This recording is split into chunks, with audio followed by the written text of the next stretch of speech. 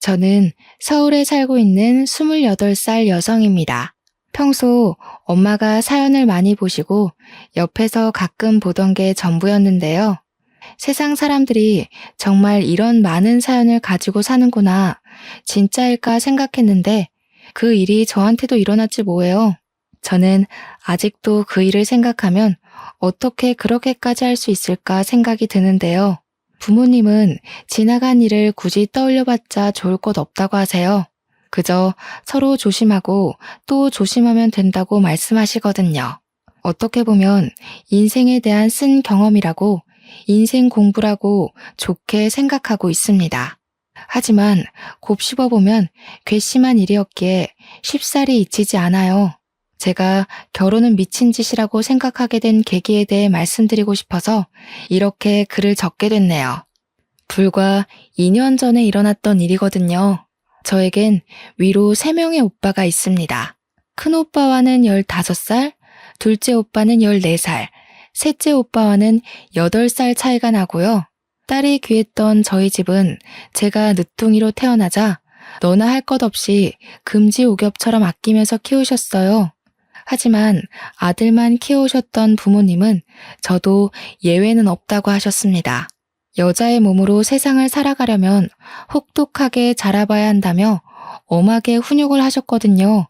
여자라서 남자라서가 아니라 스스로 무언가를 해낼 수 있는 자신감을 심어주기 위해 노력하셨어요. 돈의 소중함을 알기 위해 용돈 기입장은 물론이고요. 한 달에 10만 원을 용돈으로 주셨는데 모자란 돈에 대해서는 각자 알아서 해야 한다는 룰이 있었습니다. 결국 내가 필요에 의해 생긴 부분은 어떤 방식을 사용해도 상관없으니 아르바이트를 하던 대회에 나가 상금을 타던 극복해 나가보라고 하셨죠. 가격이 조금 나가는 전자기기를 산다거나 휴대폰을 바꾸거나 할 때에는 그 물건이 왜 필요한지 조목조목 따져 엄마 아빠가 들었을 때 납득이 가야 허용이 됐고요. 어떻게 보면 너무 짠순이 기질로 키운 거 아니냐 하시는 분들도 있으시겠지만 제가 바라본 부모님은 자식들에겐 한없이 다정다감한 분들이셨어요. 공무원이셨던 부모님은 얼마 전에 정년퇴직을 하셨습니다. 집 근처 학교 앞에서 작은 분식집을 차리셔서 제2의 인생을 보내고 계세요. 자식들에게 먹인다는 마음으로 직접 새벽장을 봐오셔서 음식을 하십니다. 메뉴가 떡볶이, 순대, 튀김, 어묵 이렇게 4가지로 단출하지만 나름 동네에서 유명한 맛집이랍니다. 깔끔하고 똑부러지는 엄마의 성격에 결혼 초부터 알뜰살뜰 재테크 주식 투자를 많이 하셨대요. 운 좋게 수익률이 좋아져 여유 자금이 생기셨고 분식집을 차린 건물을 사들이기까지 했죠. 연금과 월세를 받으며 분식집을 운영하며 행복한 노후를 보내고 계십니다. 아무쪼록 전 유복한 가정환경에서 아낌없는 지원을 받으며 자랐습니다. 오빠들과 나이 차이가 많이 났는데 제가 중학생 시절 큰오빠와 작은오빠가 결혼을 했어요. 부모님 2분 다 공무원 출신이시라 어떻게 보면 딱딱한 분위기일 수도 있겠다 싶은데 제가 아는 부모님은 엄격하셔도 사람들에겐 한없이 다정하신 분들이었습니다. 그래서 오빠들이 결혼하고 새언니들이 생겨도 고부 갈등, 집안 싸움 같은 건 당연히 없을 줄 알았어요. 워낙 부모님은 자신들보다는 타인에게 맞춰주시는 타입이고요. 더군다나 좋은 게 좋은 거라고 싸움을 굳이 만드신 분들이 아니었기 때문이죠. 큰오빠와 작은오빠가 6개월 정도 차이로 결혼을 했고 저에게는 2명의 새언니가 생겼죠. 새로운 가족이 생기는 것은 너무 설레는 일인 것 같습니다. 저는 언니들에게 친근하게 대하려고 노력했어요. 나이가 어렸기에 어른에게 먼저 다가간다는 건 사실 조금 어려웠거든요. 큰 새언니는 외동딸이었는데 질투가 심하고 본인의 주장이 강한 사람이었어요. 그래서 처음에 다가가기 조금 어려웠는데 아니나 다를까 엄마와 크고 작은 트러블이 생겼더랬죠. 제가 결혼에 대해 좋지 않게 생각하게 된 계기가 바로 큰 새언니 때문이기도 하고요. 반대로 작은 새언니는 성격이 털털 그 자체였습니다. 소심한 성격의 오빠와는 정반대의 성격을 가진 언니였죠. 어떻게 오빠와 결혼했나 싶을 정도로 언니는 담아두는 성격도 아니었고요. 할 말도 오목조목 기분 나쁘지 않게 잘 이야기하는 타입이었어요. 두 사람을 비교하면 안 되지만 결혼 시작부터 두 사람을 비교할 수밖에 없는 일들이 있었거든요. 큰오빠가 결혼식을 하고 신혼여행을 다녀와서 저희 집에 인사를 하러 온 날이었습니다. 저녁 식사를 먹고 술 한잔을 하며 여러 이야기를 나누게 됐죠. 앞으로 모녀지간 부녀지간처럼 잘 지내보자는 엄마의 말에 큰 새언니는 정색을 하더라고요. 어머니, 어떻게 며느리가 시집와서 시어머니랑 모녀지간이 돼요? 그건 말도 안 되는 일이라고 생각해요. 왜 말이 안 돼? 요즘 세상에 다들 고부 갈등이 많다고 하지만 우리가 앞으로 잘 지내면 될 일 아니니? 너무 나를 세우는 것 같구나, 아가. 가족은 피를 나눈 사람들끼리 가족이지 며느리는 결국 가족이 될 수는 없어요. 앞으로 며느리 그 이상으로 대하지 않으셨으면 좋겠어요. 딸 같은 며느리는 세상에 존재할 수 없다고 생각해요. 부모님은 새언니의 말에 기가 찼지만 더 이상 아무 말도 하지 않으셨어요. 저도 면전에 대고 그런 이야기를 대놓고 할 줄은 몰랐거든요. 저희가 시집살이를 시킨다는 것도 아니고 잘 지내보자는데 너무한 것 같았어요. 부모님과 오빠들 그리고 저는 벙쪄 있었습니다. 물론 큰 새언니는 저에게도 새언니 그 이상의 노릇을 바라지 말라며 엄포를 놓더군요. 기분이 상할 대로 상한 엄마는 그 뒤로 큰 며느님이라는 호칭으로 존대까지 해가며 명절에도 부르지도 않으셨고요. 부모님은 큰 새언니를 정말 며느리로만 대했고 가족이 아닌 남처럼 행동하셨어요. 얼마 뒤 작은 오빠가 결혼한 뒤 허니문 베이비로 조카가 생겼습니다. 평소에 나이 어린 저에게 꼬박꼬박 아가씨라며 살갑게 대해준 둘째 새언니가 조카를 임신했다고 하니 정말 기뻤어요. 공부하느라 힘들지 않냐며 조카를 임신한 상태에서도 힘든 내색 없이 저를 챙겨주었죠. 임신한 뒤에도 자기도 배가 고프다는 핑계로 공부하는 제가 힘들 거라며 가끔 만나서 맛있는 것도 사주고 용돈도 주며 친언니처럼 지냈습니다. 어느 정도였냐면요. 제가 고민이 있거나 표정이 어두우면 눈치를 채고 먼저 대화를 건넸거든요. 정말 제 친언니가 생긴 것 같았고 엄마와도 모녀지간처럼 잘 지냈습니다. 심지어 시댁인 저희 집을 친정처럼 오며 가며 생활했어요. 큰 새언니에게 대인 상처가 있는 엄마는 작은 새언니를 몹시 아끼며 진짜 친딸처럼 대하셨고요.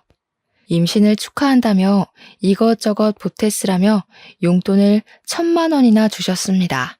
아가, 이거 돈 얼마 안 되지만 보태쓰렴. 임신한 몸으로 나라까지 챙겨주느라 내가 다 미안하고 고맙구나. 이걸로 필요한 것도 사고 먹고 싶은 것도 사 먹어. 맨날 나라만 사주지 말고. 어머니, 뭐 이런 걸 다 주셔요. 저희도 돈 벌고 오히려 저희가 더 드려야 하는데요. 나라 아가씨도 아직 학생이고 대학교 들어가려면 돈도 많이 필요한데 그때 보태지 않으시고요. 요즘 조리원 비용이 만만치 않은데 아이 낳고 보약도 지어먹고 하려면 이 돈도 모자라. 엄마가 준다 생각하고 넣어도. 그렇게 시간이 흘러 어여쁜 조카가 태어났습니다. 엄마는 10분 거리에 사는 작은 오빠네로 가서 밤낮으로 아이 케어를 도와주셨어요. 작은 새언니가 혼자만의 시간도 갖고 조금이라도 푹 쉬어야 한다며 저도 가끔은 언니와 조카가 보고 싶다는 핑계로 학교가 끝나면 언니가 좋아하는 달달한 커피와 간식거리를 사서 갔고요. 너무 자주 가서 나중에는 작은 오빠에게 싫은 소리도 듣긴 했지만 저는 정말 행복했거든요. 첫 조카가 태어난 지 100일쯤 됐을 때 큰오빠네도 임신 소식을 알려왔습니다. 엄마가 둘째 새언니에게 돈을 줬다는 소식을 들었는지 큰오빠를 통해서 노골적으로 돈을 보태달라는 티를 내더라고요. 그렇게 안 입고 왔으면 본인이 직접 와서 이야기를 해야지. 몸이 힘들다는 이유로 큰오빠만 보내서 대뜸 돈 달라고 하니 어린 저였어도 정말 당황스럽더라고요. 사실 큰오빠는 똑부러지는 성격이 아니었는데 약간 휘둘리기 좋은 성향이거든요. 큰 새언니가 얼마나 달달 볶아댔으면 큰오빠는 임신 소식을 알린다는 핑계로 오랜만에 집에 왔습니다. 분명 가면 뭐라도 말이 있을 테니 가봐라 했겠죠. 엄마, 둘째네도 조리원비 보태주셨다면서요? 저 이번에 이직하고 집사람도 직장 그만두고 돈이 조금 부족할 것 같아요. 저희한테 둘째네한테 해주신 것처럼 똑같이 지원해 주시면 안 돼요? 아이고, 이제 별의 별꼴을 다 보는구나. 그런데 어쩐대요? 가족도 아닌 사람한테 그렇게 큰 돈을 어떻게 보태줄 수 있을까? 차용증이라도 쓰고 가면 내 얼마든지 주마. 그래도 엄마 맏며느리인데 너무 차별하시는 거 아니에요? 제가 집사람 보기가 민망해요. 아이고, 그렇게 민망해? 나는 온 가족들 앞에서 남처럼 대해달라는 큰 며느님 말씀대로 그렇게 해준 것뿐인데 차용증 쓰고 가져가라고 큰 며느님께 전해주시고 이제 그만 가봐. 빈정이 상했는지 큰 새언니는 몇 통 하지도 않던 연락을 거의 끊다시피 하더군요. 시간이 흘러 둘째 조카가 태어나 집안에는 아기 울음소리가 끊기질 않았어요. 하지만 둘째 조카가 태어났음에도 불구하고 엄마는 큰오빠 아기를 안부 정도로만 물을 뿐이었습니다. 가끔 메시지로 사진을 받아보는 정도였고요. 아이가 태어났는데도 자신에게 발걸음도 하지 않자 큰 새언니는 그게 기분이 상했나 봐요. 3, 7일이 지나고 나서야 아이를 데리고 집에 왔는데 저희 부모님 앞에서 엉엉 울더라고요. 어머니, 정말 너무하신 거 아니에요? 왜 저희만 가족으로서 인정을 안 해주세요? 그리고 왜 저희만 외톨이로 만드세요? 아기가 태어났는데 누구는 용돈도 주시고 애도 봐주시고 차별이 해도 해도 심하잖아요. 정말 너무하세요. 큰 며느님아, 당신이 며느리는 가족이 될 수 없다면서요? 저는 남처럼 대해달라길래 진짜 그렇게 대한 것뿐인데요. 어떤 게 서운한 건지 나는 이해를 못하겠습니다만. 그래도 이건 너무하시잖아요. 누구는 1,000만 원, 누구는 무일푼. 이 아이가 저만 낳은 자식인가요? 다은 씨 아이기도 하고 어머님 손주인데 어쩜 그러세요? 진짜 손주들인 것도 모르고 치맥기 있으신 거 아니에요? 큰 새언니는 본인이 했던 말을 다시 주워 담을 수 없다는 걸 알았는지 꿀먹은 벙어리가 된 채로 식은땀을 흘리며 눈만 껌뻑껌뻑 할 뿐이었죠. 엄마는 뭐 이런 경우가 다 있냐며 사과할 필요도 없으니 돌아가라고 언니를 쫓아내듯이 집으로 보냈습니다. 그 뒤로 반성할 줄 알았지만 큰 새언니는 더 도끼를 품었는지 연락을 거의 끊다시피 하더군요. 가끔 큰오빠가 보내주는 아기 사진 몇 장이 소식의 전부였거든요. 그렇게 시간이 조금 흐르고 조카들도 어느 정도 자랐을 무렵이었습니다. 저는 고등학교를 졸업하고 대학에는 가지 않고 바로 반도체 공장에 취직을 하게 됐어요. 이름을 대면 알만한 회사였고 인생에 있어서 대학은 별 의미가 없는 것 같았거든요. 대학 공부를 하는 것도 좋지만 그동안 오빠들과 부모님의 그늘 안에서만 사는 것 같았어요. 그래서 혼자 스스로 독립도 하고 돈을 벌고 싶은 마음이 컸죠. 고등학교 졸업과 동시에 취직을 하며 6년 동안 돈을 알뜰살뜰 잘 저축했습니다. 공장 기숙사에서 생활하며 숙식 문제를 해결할 수 있어서 절약을 할 수 있는 환경이었거든요. 그 결과 결혼 자금 정도로는 손색이 없을 정도의 1억이라는 자금을 만들 수 있게 됐죠. 어느 날 거의 연락을 주고받지 않던 큰 새언니가 남자를 소개해주겠다고 연락을 해오는 게 아니겠어요. 어른이 해주는 소개고 쉽사리 거절을 하지 못했던 저는 알겠다고 대답했어요. 며칠 뒤 소개팅 날 잔뜩 힘을 주고 약속 장소에 나갔어요. 아마 이때 소개팅을 한 것이 제 인생의 가장 큰 실수가 아닐까 생각되네요. 아무튼 소개팅에서 만난 남자는 생각보다 준수하고 젠틀하게 생긴 외모였어요. 키도 크고 누가 봐도 좋아할 만한 훈남 스타일이었거든요. 저보다 5살이 많았는데 큰 새언니와는 대학 선후배 사이이고 고향에서 오랫동안 알고 지낸 동생이라고 했습니다. 현재는 강남에 있는 유명 로펌에서 근무하는 송무 직원이라고 했어요. 다정다감한 말투와 행동, 몸에 배어있는 매너까지 뭐 하나 흠잡을 곳 없는 사람이었습니다.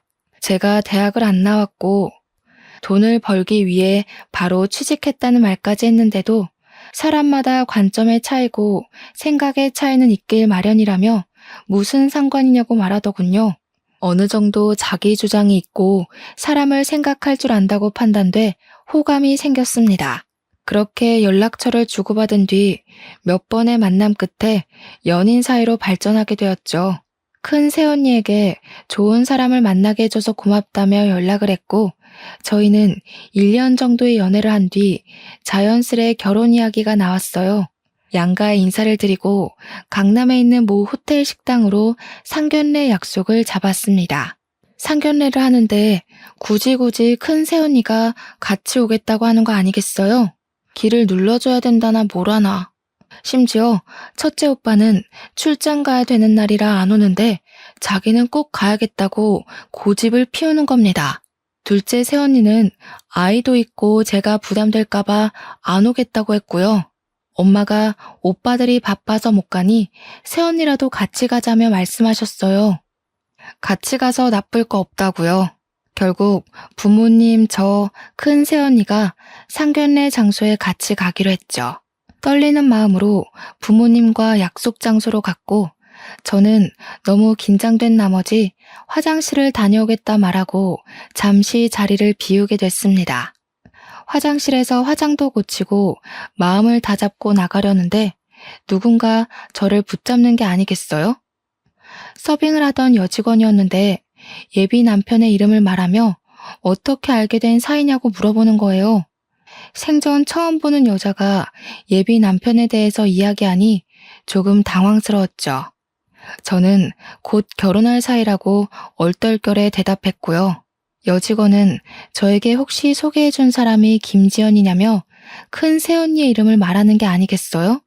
제가 새언니는 어떻게 아냐고 무슨 소리냐며 되묻자 그 여자는 오해하지 말고 들으라고 하더니 차근차근 말을 해주었습니다.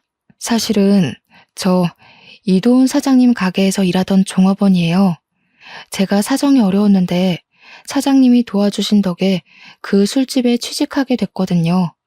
이것저것 잘 챙겨주셔서 저도 모르게 마음이 생겼는데 얼마 뒤 애인이라며 김지연 씨를 데리고 왔어요. 네? 도훈 씨는 로펌 송무 직원인데요. 다른 사람이랑 착각한 거 아니에요? 그쪽이 잘못 알고 있어요. 그 사람 5년 전부터 대학가 근처의 술집 사장이에요. 그쪽 새언니랑 연인 관계였고 제가 직접 둘이 모텔을 들어가는 것도 봤다고요.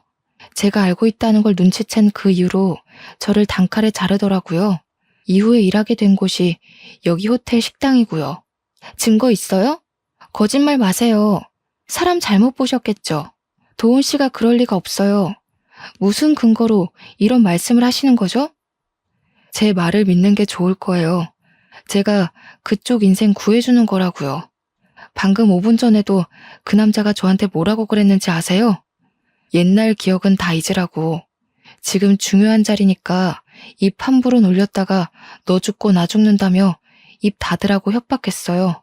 제 말이 안 믿기시면 방금 녹음한 것도 있는데 한번 들어보시던가요. 종업원은 저에게 사진과 동영상 그리고 녹음 파일을 들려주었어요. 저희 방에 음식을 가져다 줄 때 예비 남편은 종업원 얼굴을 확인하고 서둘러 화장실에 가서 아는 체 하면 가만 안 둔다고 협박까지 했다더라고요. 혹시 몰라서 휴대폰 녹음 앱을 켜두고 있었고요. 녹음 파일 들어봤는데 진짜 제 예비 남편 목소리가 들리는 게 아니겠어요? 모든 사실이 진짜라는 것을 알게 되고 전 다시 상견례하는 자리에 착석했죠. 신경을 곤두세우고 있던 탓일까 마음을 조금은 가라앉힐 틈도 없이 둘의 미묘한 눈빛을 읽게 됐고요. 왜 큰 새언니가 굳이 제 상견례 자리에 따라오겠다고 고집을 피웠는지 이해됐죠. 그리고 뻔뻔하게 제가 둘의 관계를 모른다고 생각했는지 어른들 몰래 둘이서 테이블 밑으로 손까지 잡더라고요. 아, 종업원 말이 다 맞았구나 싶었습니다. 너무 기가 막히고 황당한 사실을 접한 것도 모자라 제 눈으로 확인하다니요. 아니겠지 하고 다시 보니 서로의 눈에서 달콤한 꿀이 뚝뚝 떨어지고 있는 게 아니겠어요? 둘의 관계를 눈앞에서 목격한 저는 머리를 망치로 한 대 얻어맞은 기분이었습니다. 아무리 각자 모은 돈으로 양가 보탬 없이 결혼했다 하지만 요즘엔 잘해줘도 못해줘도 욕을 먹더라고요. 그래서 내가 조금은 가볍게 설명을 드리려고 인쇄해 왔어요. 어머니, 이게 다 혼수 목록인가요? 혼수도 저희가 알아서 드린다고 했는데 다른 크게 필요한 알이 생기면 그때 도움을 받아도 될 것 같거든요. 말씀은 과하지만 혼수 비용이 3천만 원이나 드는 건 너무 과하다고 생각해요. 양가 부모님, 예비 남편이 있는 자리에서 애써 표정 관리를 했습니다. 주먹을 꽉 쥔 채 최대한 말을 아끼며 꿀먹은 벙어리처럼 앉아있을 뿐이었죠. 그저 물만 마실 뿐이었죠. 식사가 어느 정도 마무리되고 신혼집과 혼수에 대해 이야기를 할 때 저는 도저히 참을 수 없더군요. 애초에 서로 욕심을 내자는 취지였는데 혼수로 3천만 원이라뇨. 더군다나 조금 전 저에게 닥친 일까지 모두 생각이 났고 화가 나 테이블을 콱 내리치며 이 결혼은 없던 걸로 하겠다고 이야기했습니다. 제가 갑자기 결혼을 하지 않겠다고 말씀드린 점 대단히 죄송하게 생각합니다. 하지만 양가 부모님들께서도 알지 못하셨나 봅니다. 제가 하는 말로는 부족할 것 같아 보여드리려고요. 지금 휴대폰으로 보내드렸으니 확인해 보시겠어요? 납득이 가실 거예요. 어른들 앞에서 이게 버릇이냐며 따져묻는 부모님과 예비 시부모님에게 휴대폰으로 사진과 동영상을 모두 보내드렸어요. 그리고 그 여자가 들려준 녹음 파일을 켰죠. 그것들을 듣고 보는 어른들의 표정이 점점 어두워지기 시작했습니다. 그리고 어떻게든 빠져나가려 땀을 삐질삐질 흘리는 예비 신랑과 큰 새언니의 표정이 가관이더군요. 큰아가 아니냐며 헛웃음을 치는 아빠와 그리고 무언가 잘못되었다는 듯한 표정으로 예비 남편을 바라보는 예비 시부모님들까지. 이게 다 사실이니? 누가 누구를 만나고 뭘 어찌해? 여기에 나오는 사람 이 여자, 아가, 아니 큰 며느님 맞아? 이게 다 뭐니? 자네, 이게 다 뭔가?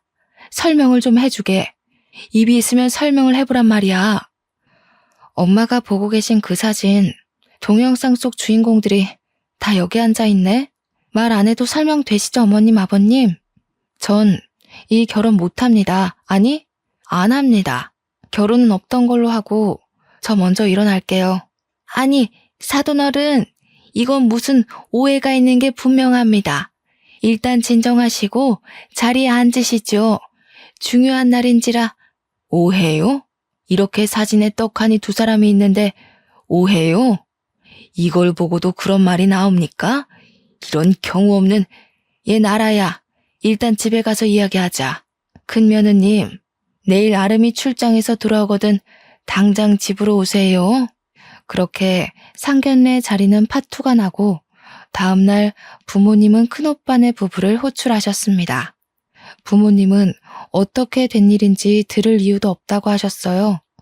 당장 둘이 이혼하던지 시댁과 연을 끊든지 하라고 말씀하셨죠. 도대체 어떻게 살아왔길래 다른 날도 아니고 상견례 자리에서 그딴 일이 생기냐며 엄마는 노발대발하셨고 서방님 될 사람이랑 불륜이 가당키나 하냐며 난리치셨어요. 영문을 모르던 큰오빠는 큰 새언니에게 무슨 일이 있었냐며 상황 설명을 해달라고 되묻기 바빴어요.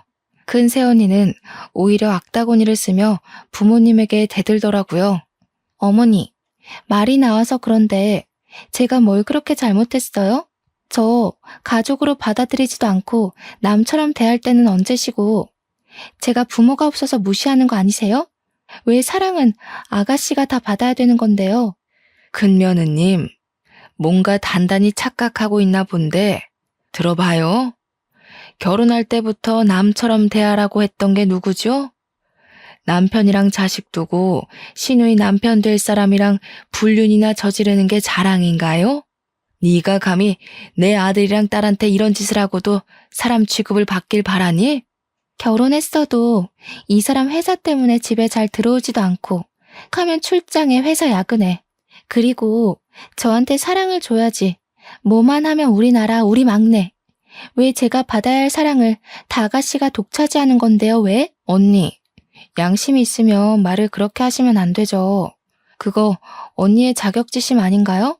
제가 어려서는 잘 몰랐지만 지금은 너무 기가 막힐 따름이네요. 이제껏 언니를 조금이라도 좋은 사람이라고 생각했던 제가 제일 잘못인 것 같네요. 뭐라고요? 그래요. 질투나서 그랬어요. 내가 받을 사랑 다시 가져오고 싶어서 복수하려 했다고요. 아름 씨마저 그놈의 나라. 이 집에서 난 아무것도 아닌 게 너무 싫었어요. 알고 보니 이 사단이 난 건 큰 새언니가 가족들의 사랑을 독차지하고 싶어서 저에게 본인의 불륜 상대였던 고향 후배인 예비 남편을 소개해 준 거였어요. 결혼을 해서 출가 외인이 되면 저에게만 쏠리던 관심이 자기에게도 오지 않을까 하는 생각을 했었다는 겁니다. 말도 안 되는 이야기를 들으신 부모님은 충격을 받으셨죠. 부모님은 뒷목덜미를 잡으며 그저 한숨을 내쉴 뿐이셨어요. 저는 아무 말도 없이 서 있다 화가 치밀어 무릎 꿇고 앉아있는 큰 새언니의 뺨을 후려 갈겨버렸습니다. 말릴 틈도 없이 이루어진 저의 돌발 행동에 순식간에 집안은 살얼음판이 돼버렸죠. 저는 그 자리에서 분노에 차 소리를 쳤습니다. 아까도 말했지만 일말의 양심이라도 남아있다면 오빠랑 이혼하세요. 그리고 지금 나한테 저지른 죄값, 감옥에 가던 무릎을 꿇고 빌던 죄값 달게 받아요. 아니면 새언니랑 큰오빠가 우리랑 인연을 끊던지, 새언니가 알아서 기어나가던지, 뭐라도 하지 않으면 내가 새언니 무너뜨릴지도 몰라. 알겠어? 큰오빠는 표정이 굳은 채로 언니와 이혼하겠다며 말하고 자신이 알아서 해결할 테니 걱정 말라며 큰 새언니를 끌고 밖으로 나갔습니다. 너무 화가 나 주체가 되지 않는 감정에 어찌할 수가 없던 저는 방에 틀어박혀 분노가 섞인 눈물을 흘릴 뿐이었어요. 휴대폰을 꺼두고 모든 연락을 차단하자 그날 저녁 예비 남편이 집으로 찾아오더군요. 무릎을 꿇으며 빌며 미안하다고 사과를 하더라고요. 도훈 씨가 무슨 염치가 있어서 여기로 와? 인간도 아닌 저급한 새끼. 어떻게 사람의 탈을 쓰고 이 엄청난 일을 아무렇지 않게 할 수가 있는 거지? 도대체 어디서부터가 진실이고 거짓이야? 입이 있으면 말을 해보란 말이야. 무조건 미안하다. 나도 처음부터 그럴 생각은 없었어. 내가 순간 어떻게 됐었나 봐. 나라야, 한 번만 봐줄 수 없을까? 내가 다 설명할게. 나도 그 여자한테 놀아난 거라고. 내 말 좀 믿어줘. 미친 거 아니야? 처음부터 작정하고 접근한 거였으면서 지금 이 순간에도 거짓말이 나오니? 너 로펌 송무직원 아니라며. 대학가에 있는 부어비어라는 술집, 그거 네 거라며. 속일 게 없어서 그런 걸로 날 속여? 나라야, 내가 다 설명할게. 정말 나 한 번만 믿어줄 수 없겠어? 나도 그 여자가 시키는 대로 한 거야. 정말 내가 후회할 짓을 했어. 우리 결혼 다시 생각해 줄 수 없을까? 내가 이렇게 무릎 꿇고 빌게. 그만하고 가. 한마디만 더 하면 경찰에 신고해버릴 테니까. 큰 소리 낼 기운도 없으니까 그만 가라. 이제 도훈 씨랑 나 아무 사이도 아니야. 꺼져. 너 정말 이럴 거야? 내가 전부 다 설명한다잖아. 우리 사랑했잖아. 미안하다고 계속 사과하잖아. 내 말 안 들어줄 거니? 그 시간들이 너무 아깝지 않아? 그만 가라고 했어. 나도 더 이상은 참지 않아. 그리고 아깝지 않냐고? 당신 같은 사람을 믿고 사랑을 한 내가 바보 천치다. 당장 내 눈앞에서 꺼져버리라고. 한바탕 소란이 일고 며칠의 시간이 흐른 뒤 저에게 등기후 편하나가 오더군요. 무엇인가 하고 보니 제 앞으로 고소장이 날라온 게 아니겠어요? 알고 보니 욕설로 모욕을 주며 폭행을 했다는 이유로 5천만 원의 정신적 피해 보상을 요구한다며 큰 새언니와 예비 남편이 절 고소한 거였어요. 저는 그 길로 새언니를 찾아갔죠. 처음에는 문을 열어주려 하지 않길래 문을 부숴서라도 들어간다며 악다구니를 쓰니 열어주더군요. 아무것도 눈에 보이지 않던 저는 눈앞에 새언니가 나타나자마자 머리채를 휘어잡았죠. 이 미친년아, 네가 그러고도 사람이야? 네가 어떻게 나한테 이럴 수가 있어. 큰오빠 지훈이 봐서라도 좋게 넘어가려 했는데 내가 너무 억울해서 안 되겠어. 오늘 너 죽고 나 죽자. 너 이거 안 놔? 막내라고 오냐오냐 해줬더니 어디까지 기어올라? 네가 내 머리채 잡고도 무사할 것 같아? 진짜 미친 건 너야. 어디 배운 게 없어서 사람 머리채를 잡아? 당장 놔! 결국 주민들의 신고로 경찰이 오고 파출소로 연행됐습니다. 파출소로 연행된 이후에도 저는 큰 새언니에게 욕을 퍼부었어요. 얼마 뒤 큰 오빠와 부모님, 그리고 예비 남편, 예비 시부모님이 오며 겨우 진정이 됐고요. 예비 남편과 예비 시부모님은 무릎을 꿇으며 저에게 미안하다 사과하셨습니다. 큰오빠까지 조카를 봐서라도 자신을 봐서라도 한 번만 조용히 넘어가자며 저에게 부탁을 했어요. 새언니는 아이 이야기가 나오자 그제야 조금 제정신이 들고 뒷감당을 할 자신이 없었는지 눈물바람으로 자신이 정말 미쳤었다며 미안하다고 빌기 시작했어요. 그 순간 해맑게 웃고 있는 조카의 얼굴이 아른거렸습니다. 어른들의 잘못인데 어린아이가 무슨 죄가 있어 이런 수모를 겪나 싶어 마음이 아팠어요. 저는 부모님과 겨우 집으로 돌아왔어요. 회사에는 사정을 이야기하고 한 달 정도의 휴가를 받았습니다. 사실 말이 한 달 휴가지 제 연차를 있는 대로 끌어모았고 병가를 더해 쉬는 거였죠. 그 한 달 동안 집에 틀어박히기도 하고 혼자 제주도로 여행을 다니기도 하며 생각 정리를 했어요. 작은 오빠 부부와 셋째 오빠는 저를 위로해주기 바빴어요. 둘째 새언니는 제가 혹시라도 안 좋은 생각이라도 할까 매일 전화해서 안부 묻기 바빴고요. 큰오빠는 저에게 연락할 염치도 없다며 그저 미안하다며 사과하는 장문의 문자를 남길 뿐이었죠. 사실 큰오빠는 새언니와 협의이혼으로 조용히 마무리하려 했습니다. 하지만 새언니가 이혼만은 안 된다며 계속 완강하게 버티고 또 버티는 게 아니겠어요? 마음이 약했던 큰오빠는 그 상황에서도 아이 때문인지 쉽사리 결정을 내리지 못했어요. 큰 새언니는 집을 나가지도 않고 버티며 아무 말도 아무런 행동도 하지 않았고요. 저희 가족 모두가 답답해하며 속만 썩혀가던 그때 이 상황을 해결해줄 구세주가 나타났습니다. 바로 둘째 새언니였어요. 둘째 새언니는 할 말이 있다며 저희 집으로 온 가족을 모이게 했죠. 자신이 나설 일은 아니지만 가족의 평화를 위해 조금 설치겠다고 하며 말을 하기 시작했어요. 큰오빠가 윗사람인데도 화가 잔뜩 난 표정으로 오빠를 다그쳤죠. 아주버님, 제가 뭐라 판단해드릴 건 아니지만 말씀드리고 싶어요. 아이와 가족들을 생각해서라도 빨리 결단을 내리셔야 해요. 그 정도 결단력도 없으면 인생 살면 안 됩니다. 누구의 아들, 누구의 오빠이기 전에 부끄럽지 않은 아빠가 되셔야죠. 재수씨, 내가 재수씨 볼 면목이 없어요. 정말 부끄럽습니다. 솔직히 어떻게 해야 할지 모르겠어요. 나라한테 한 짓 생각하면 찢어 죽여도 모자란데 아이가 있으니 쉽사리 판단이 되질 않아요.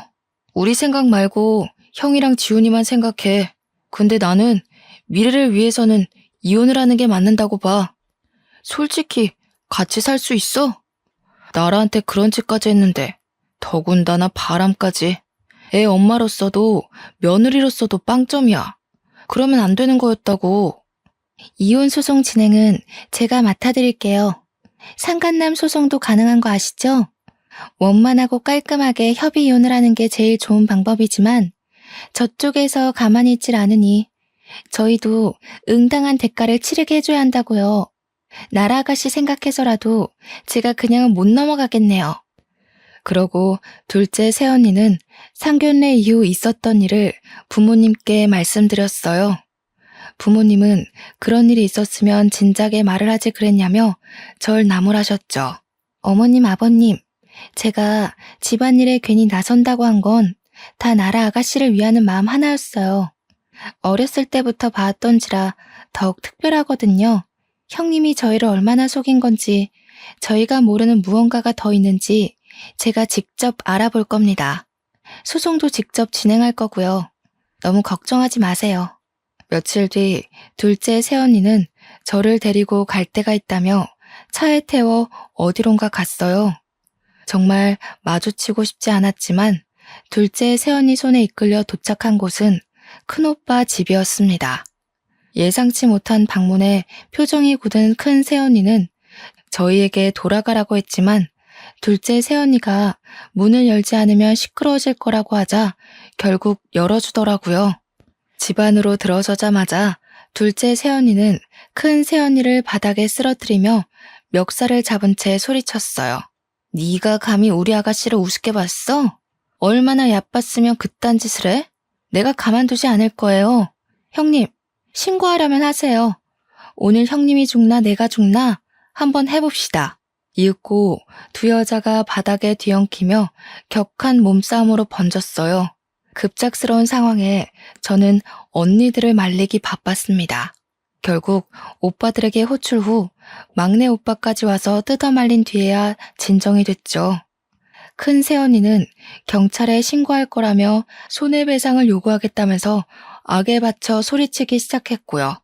둘째 새언니는 신고하라고 아기 엄마 된 도리로 적어도 분류는 아니지 않냐며 애한테 쪽팔리지도 않냐고 사람들 고생시키지 말고 각자 갈 길 가라고 소리쳤어요.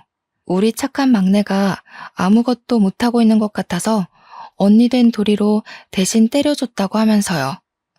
그 와중에도 아무 말도 못하고 서 있던 저는 오히려 미안해지기 시작했습니다. 큰오빠는 결국 불륜을 이유로 큰 새언니를 유책 배우자로 이혼 소송을 진행했습니다. 동시에 예비 남편을 상간남으로 고소했고요. 변호사였던 둘째 언니가 직접 소송을 맡았고 제가 갖고 있던 사진, 동영상들이 결정적인 증거가 되어 양육권과 친권은 모두 큰오빠가 가져올 수 있었습니다. 큰 새언니에게 양육할 의지가 보이지 않으며 그럴 환경이 아니라는 결과가 나왔거든요. 동시에 큰 새언니는 큰오빠에게 3천만 원의 위자료를 주게 되었고요. 조카에게는 큰 상처를 주게 된 것 같아 마음이 쓰이더라고요. 너무 미안해하지 마. 우리는 응당한 대가를 치른 거야. 네가 죄책감 가질 필요 없어. 상황이 이렇게 돼서 내가 오히려 미안해야 할 부분이지. 결과가 어찌되었든 그 상황이 길어져봤자 서로 좋을 건 없어요. 결론을 하루라도 빨리 봐야지. 안 그럼 우리 나라 아가씨 마음 고생하다 죽을 것 같아서 제가 무례를 범했네요. 사과드려요, 아주버님. 큰오빠가 이혼을 하며 부모님은 한숨을 쉬며 어렵사리 말을 꺼내셨습니다. 아름아, 내 이렇게까지 하기는 싫었다만 이혼을 하는 마당에 뭐 하나라도 확실하게 해두는 게 좋을 것 같아서 말이다. 혹시 모르니 친자 검사를 해보지 않으련? 미안하구나. 미안하실 것 없어요.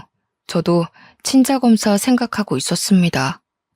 서로 불신만 쌓일 바에는 확실하게 해두는 게 저도 좋아요. 며칠 뒤 유전자 검사 결과가 나왔고 다행히 큰오빠와 조카는 친자 관계가 성립했어요. 지금 보니 새언니가 했던 말 중 거짓말이 아닌 유일하게 진실한 부분이었네요. 이혼 후 큰오빠는 조카를 부모님께 잠시 맡기고 일부러 해외 지사에 근무 신청을 해서 싱가포르로 떠났습니다. 둘째 새언니는 조카가 외로움을 느끼지 않게 살뜰히 챙겨주었어요. 나라 아가씨, 나예요. 아직도 내가 많이 밉죠? 아마 그 감정 오래 갈 거예요. 아가씨를 처음 봤던 그날부터 지금까지 나는 아가씨를 그저 부러워만 했던 것 같네요. 식구들의 사랑을 독차지하는 아가씨를 보면서 나도 저렇게 사랑받고 싶다는 생각이 간절했었어요. 나도 어릴 때 부모님이 일찍 돌아가셔서 그런가 사랑이 많이 고팠나 봐요. 그러면 안 되지만 나한테는 아가씨가 방해만 되는 것 같아 솔직히 아가씨가 많이 미웠어요. 지금은 내가 잘못했다는 걸 깨닫고 물러나지만 굳이 아가씨에게 미안하다는 말은 하지 않을게요. 그동안 고마웠고 앞으로 좋은 사람 만나 잘 살길 바래요. 이 못난 큰 새언니, 아니 저를 훗날에 다시 만난다면 스쳐 지나가도 모른 척 해주세요. 잘 지내요. 큰 새언니는 이혼 후 저에게 처음이자 마지막으로 장문의 문자를 남기고는 그 뒤로 연락이 두절되었어요. 어디서 사는지 무얼 하며 사는지 알 수가 없더라고요. 큰오빠의 말로는 프랑스로 건너가 새로운 일을 시작할 것 같다고 하더라고요. 그렇게 사건은 마무리가 되었습니다. 저는 충격의 여파로 인해 잠시 방황을 했는데요. 휴가 기간 동안 결국 공장을 그만두고 1년 동안 백수로 살았어요. 아무것도 하지 않고 책과 텔레비전을 보며 집에 처박혀 있어 보기도 하고 제주도에서 한 달 정도 살아보며 생각 정리도 하고 어느 날은 하루 종일 미친 듯이 운동을 하기도 하며 지친 심신을 달래기 바빴죠. 더 이상 이렇게 살면 안 될 것 같고 내 인생이 너무 낭비되고 있다는 생각이 번쩍 들었어요. 부모님과 다른 가족들을 생각해서라도 이러면 안 되겠다 생각했죠. 어느 정도 마음 정리를 끝내고 국내에서 알아주는 반도체 회사에 하청업체에 원서를 넣어서 한 번에 합격했습니다. 똑같은 공장 생산 라인 업무였지만 이전에서 근무했던 경력을 인정받았어요. 전 그동안의 상처를 잊기 위해 누구보다 열심히 일에만 몰두하게 되었고 2년 동안 근무 평점을 좋게 받아 본사 사무직으로 전환될 기회도 얻을 수 있었습니다. 그러다가 운이 좋게 반도체 회사에서 우리 업체의 직원을 추천해달라는 협력 공문이 들어왔는데요. 부서 팀장님의 추천을 받아서 서울에 있는 대기업에 입사할 수 있었습니다. 입사한 뒤에도 저는 맡은 프로젝트를 성공리에 마무리하여 진급도 빨랐어요. 상여금도 두둑이 받고 온전히 저로서 인정을 받아 가기 시작했죠. 입사한 지 2달 정도 되었을 무렵에는 이번 달 우리 회사 우수사원으로 선정되어 표창장까지 받았고요. 수수한 외모 덕에 회사 홍보 모델도 해보고 재미있게 생활하고 있어요. 비 온 뒤에 해 뜰 날이 온다고 하더니 파혼으로 힘든 시기를 다 지나고 그걸 잊기 위해 열심히 일만 했더니 최근 3년 동안 저한테 좋은 기회들만 찾아오는 것 같아 기분이 좋았어요. 마치 고생했으니 앞으로 꽃길만 걸어라 하는 보답의 느낌이랄까요? 시간이 지난 지금 결혼은 저에게 사치라는 결론을 내렸습니다. 마음이 맞는 좋은 사람이 나타나면 결혼을 얼마든지 생각해 볼 수 있겠지만요. 굳이 결혼을 해야 할까? 하는 생각이 들곤 해요. 가끔 부모님은 사람은 사람으로 잊어야 한다며 좋은 사람을 자꾸 소개해주겠다 하세요. 저는 매번 거절 중이고요. 부모님의 속은 약간 타들어가시겠지만 저를 이해해 주시지 않으실까요? 당분간은 제가 원하는 대로 즐기는 인생을 살아보려고 합니다. 막내 오빠도 이번 사태를 보며 자신도 결혼에 대한 생각이 사라졌다며 공감한다더라고요. 원하는 일이 있거나 평소 해보지 못했던 일을 하며 살라고 조언도 해주었고요.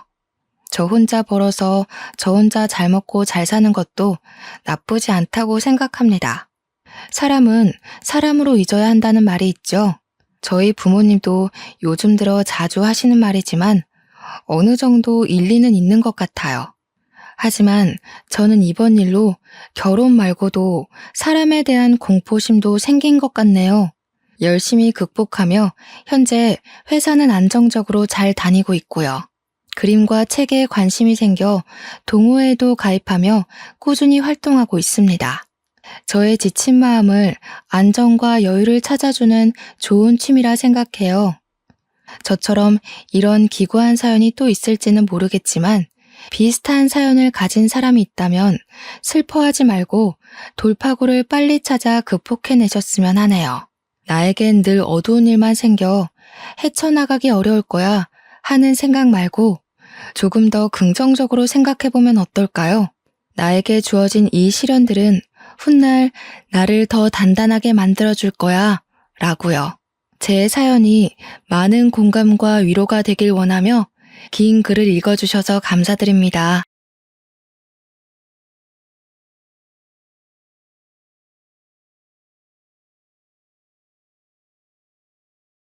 안녕하세요. 저는 황당한 사건을 겪고 한동안 일에 매진해 살다가 이제서야 주위를 둘러보고 여유를 갖게 된 40대 여자입니다. 저의 이야기는 제 인생에 가장 큰 굴곡이 있었던 시점이라고 해도 무방할 만큼 저에게는 너무나도 힘든 사건이었습니다. 말로 풀어내는 것조차도 힘들어서 상담을 통해 제 마음속 깊이 있는 이 분노와 우울을 풀어놓는 데만 2년이 꼬박 걸렸습니다. 상담사 선생님께서 저에게 자꾸 아무 일도 아닌 것처럼 남에게 털어놓기도 해야 마음이 가벼워진다고 해서 이곳을 찾게 되었습니다. 너무나도 재밌고 파란만장한 이야기들 사이에 제 이야기가 묻힐까봐 걱정되지만 한번 풀어보겠습니다. 저는 아주 큰 한정식 집을 하는 어머니 밑에서 자라 손맛의 중요함을 배우고 살았습니다. 제가 어렸을 때 우리 아버지께서 병으로 돌아가신 터라 어머니께서는 저를 정말 힘들게 키우셨죠. 그때만 해도 식당이 지금의 규모로 크지는 않았습니다. 어머니께서 식당을 운영하신 이유는 혹여라도 제가 밥을 굶을까 싶어서 시작하신 거였거든요. 아빠 없는 애. 그렇게 놀림을 당하고 눈물을 흘리면서도 꾸역꾸역 밥만큼은 챙겨 먹고 살았던 게 전부 우리 어머니 덕분이었습니다. 절대로 우리 딸이 굶고 다니는 건 볼 수 없다며 제가 좋아하는 음식들을 하나 둘 늘리다 보니 어느덧 식당에도 손님이 늘어나게 되었고 점차 큰 곳으로 이사를 옮겨 다니다 보니 지금은 서울에서도 한정식 집이라고 하면 아, 그 집 하고 바로 나올 정도로 큰 음식점을 운영하게 되었습니다. 처음부터 장사가 잘 되는 건 아니었습니다만 각고의 노력 끝에 겨우겨우 얻어낸 명성이었습니다. 어릴 때부터 맛있는 음식들을 먹으면서 자랐기 때문에 음식의 중요성은 정말 누구보다 잘 알고 있었습니다. 하지만 사춘기에 접어든 나이에 음식 장사를 하는 어머니가 매번 좋을 순 없었죠. 늘 어머니는 가게를 운영하느라 바빠야만 했고 저는 공부를 하느라 집에만 있어야 했거든요. 집에서 엄마가 차려준 간식을 먹으면서 공부를 했다는 친구들이 그렇게 부러울 수가 없었습니다. 저는 늘 집에서 혼자 엄마가 차려두고 간 저녁밥이나 데워 먹으면서 공부를 해야 했습니다. 그때는 그 저녁밥 차리는 게 그렇게 힘든 일인지도 모르고 매일같이 투정만 부려댔습니다. 엄마는 왜 맨날 바쁘냐고 그렇게 돈을 벌어야 했던 집안의 생계를 책임져야 했던 어머니의 가슴에 비수를 꽂는 날이 늘어났죠. 어머니께서는 저의 그런 투정에도 늘 변함없이 식당을 지키셨습니다. 간단한 찌개 정식을 팔던 집에서 코스 요리만 파는 한정식 집으로 올라오기까지 수없이 많은 세월을 보내야만 했습니다. 마지막으로 건물을 올려 가게를 내었을 때는 정말 어머니의 손맛, 그 노고에 손뼉을 치지 않을 수 없었습니다. 한정식집 치고는 가격이 꽤 나는 곳이라 상견례 자리로도 많이 사용하시고 정치인들도 와서 식사를 하는 곳이었습니다. 드라마 같은 데 보면 룸으로 딱딱 이루어져서 독채 시스템으로 운영되는 그런 한정식집 많이 보셨죠? 그런 장소 협찬도 하고 유명인들이 몰래 데이트를 하는 곳으로도 손색 없는 그런 한정식 집을 일궈내셨습니다. 그래서 그런지 한 달에 버는 돈이 어마무시할 정도였어요. 대학생이 되고 나서 첫 아르바이트를 했을 때 그제야 어머니가 얼마나 힘들게 저를 키웠을지 갑자기 와닿았습니다. 고작 한 달에 70만 원 벌기가 이렇게나 힘든데 우리 어머니는 그 돈 벌어서 저를 대학까지 보냈으니까요. 대학을 졸업하는 순간까지 어머니께서 힘들게 번 돈을 허투루 쓰지 않기 위해 저는 정말 많은 노력을 했습니다. 제가 대학 다닐 때 정말 공부만 하고 살았었는데 그래서 그런지 친구들과 어울려 술을 먹거나 클럽을 간 적도 없었습니다. 친구들이 별로 없는 것도 한몫이긴 했죠. 대학에서 제 별명은 책이었습니다. 늘 책이 있는 곳에 제가 있다는 말이 와전되어 별명으로 자리 잡은 거였죠. 그런 저에게도 딱 한 명의 친구가 있었는데 조별 과제를 하다가 알게 된 저와 아주 비슷한 성향의 친구였습니다.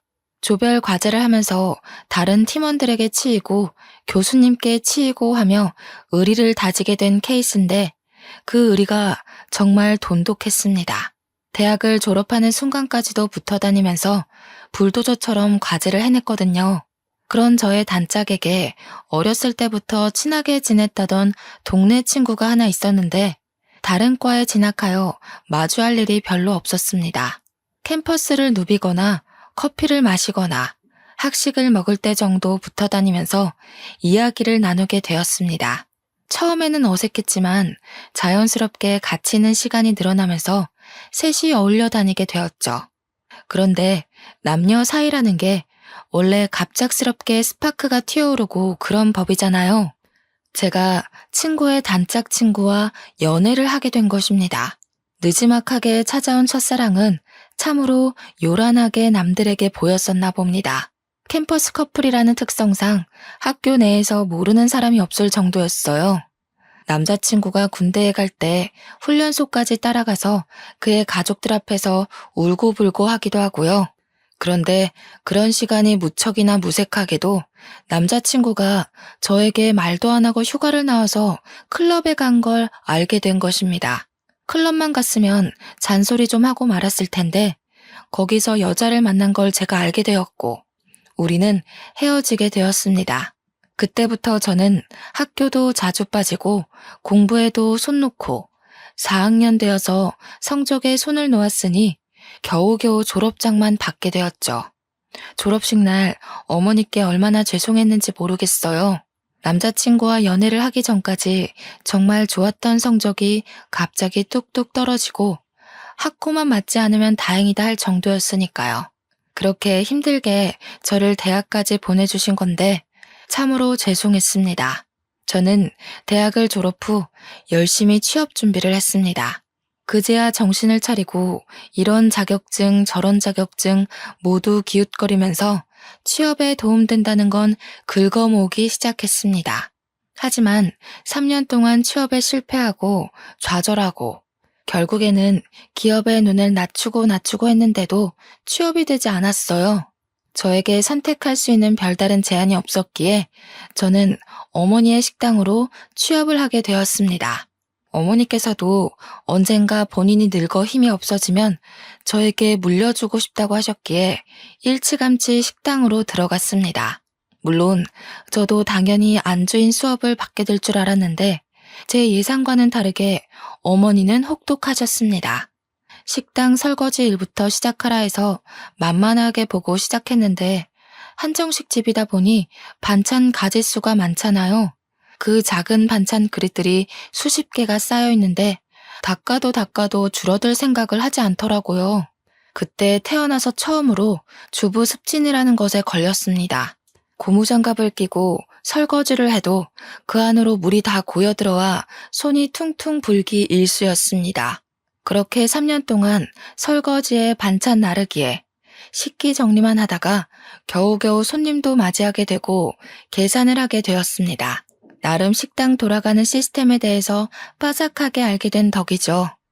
저는 여전히 졸업 후에도 조별 과제를 함께하며 의리를 다진 대학 동기와는 연락을 하고 지냈습니다. 그런데 대학 동기와 단짝 친구였던 전 남자친구가 저를 한번 보고 싶다고 했다는 게 아니겠어요. 헤어진 지 벌써 7년이나 지난 후였고 저도 첫사랑이라고는 하지만 지나간 추억이니 한 번쯤 만나서 대학 시절 이야기를 나누는 거 나쁘지 않다고 생각을 했어요. 대학 동기도 오랜만에 셋이 한번 뭉치자고 넌지시 이야기하길래 저도 알겠다고 했습니다. 그래서 하루 시간을 내서 같이 만나게 되었는데 술을 한잔하고 집에 가려는 찰나 저를 붙잡고 할 이야기가 있다고 하더군요. 저한테 그때는 정말 철이 없어서 미안했다고, 한순간의 실수였다고 꼭 사과하고 싶었대요. 저야 뭐 지난 일이니까 알겠다고 했어요. 그러면서 저에게 자기는 지금 중소기업 신인으로 일을 하고 있고 다시 한번 만나보고 싶다는 식으로 이야기를 하더군요.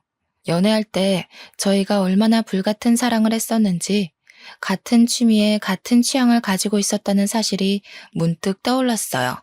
저도 만나는 사람이 없었기 때문에 한번 생각해 보겠다고 했더니 그게 긍정의 의미로 들렸는지 그날부터 저에게 지극정성으로 굴더라고요.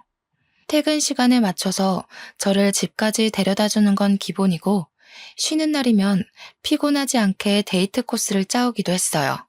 엄청 비싼 리클라이너 영화관 같은 데 데려가 쉬면서 영화를 볼 수 있게도 해주고, 마사지도 받게 해주고요.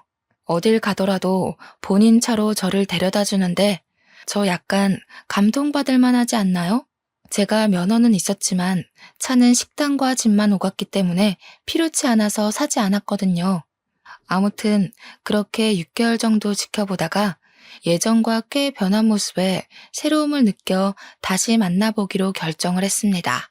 그런데 그때는 저희가 이미 30의 나이를 하고 있었으니 연애만 하기에는 살짝 애매한 시기이기도 했어요. 그래서 진지한 만남을 생각하고 서로의 저축이 얼마가 있는지, 월급이 어떻게 되는지 경제 능력을 다 오픈했어요. 물론 제가 훨씬 더 많이 벌고 모아둔 돈도 많았지만 남자친구랑 같이 있으니 행복하고 즐거워서 상관없겠다 싶었습니다. 대학 동기도 저희가 다시 만난다는 소식에 두 팔 벌려 축하를 해주었어요. 그렇게 헤어지고 나서 괜히 자기가 더 불편했다면서 앞으로는 서로에게 죄짓지 말고 살자고 했습니다. 저도 한 번 바람으로 이별을 겪었지만 달라진 모습을 보여주겠다고 믿어달라는 남자친구에게 고개를 끄덕였고요. 그렇게 신나는 연애를 했습니다. 대학생 시절에 했던 연애와는 비교가 안 될 정도로 각자 월급을 벌어 돈을 물쓰듯 쓰는 연애는 재미있었어요. 부모님께 용돈을 받아서 한 달 동안 얼만큼의 돈을 써야 한다는 계산 없이 이루어지는 데이트가 재미없을 리가 없죠. 행복한 시간도 잠시. 저에게 아주 큰일이 일어나고 말았습니다. 어머니께서 제 나이 31살에 갑자기 쓰러지시게 된 거예요. 살면서 피곤함이 머리를 너무 많이 짓누르고 있었나 봐요. 스트레스가 쌓여서 이렇게 된 거라고 하기는 어머니의 병색은 너무나도 짙었습니다. 뇌혈관이 팽창과 수축을 반복하다가 터졌다고 했는데 그 병색 자체를 너무 늦게 알아버린 겁니다. 골든타임이 지나가는 바람에 어머니께서는 눈을 뜨지 못하셨어요. 저는 제발 몸이 마비가 되는 한이 있더라도 눈만큼은 떠주시기를 간절히 바랐었죠. 하지만 어머니께서는 저에게 짐이 되기 싫으셨던 건지 그대로 아버지가 계시는 하늘나라에 가시게 되었습니다. 31살의 나이에 양쪽 부모를 다 잃은 것도 서러워 죽겠는데 외동딸이었던 저는 갑작스럽게 이뤄진 장례 준비가 너무나도 어려웠습니다. 도우미는 몇 명을 써야 하는지, 음식은 뭘 추가를 해야 하는지, 추모만 해도 모자랄 시간에 결정해야 할 일이 너무나도 많았습니다. 아무것도 모르고 우왕좌왕 병원에서 이렇게 하세요 저렇게 하세요 하면서 이것저것 추가하고 눈퉁이를 맞고 있었던 거죠. 참 가족이 죽어서 정신없는 사람을 두고 장사 속을 그렇게 내비칠지는 상상도 못했던 겁니다. 제가 울면서도 하라는 대로 다 맞춰주고 있자 보다 못한 남자친구가 회사에 연차를 내고 장례식장을 내내 지켜주었어요. 불필요한 것들은 모두 잘라내고 병원과 싸워가며 저에게 필요한 것들만 진행시켜 주었습니다. 제가 얼마나 고마움을 느꼈는지 정말 말로 표현할 수 없을 정도로 고마웠습니다. 그때 그런 생각을 하게 되었어요.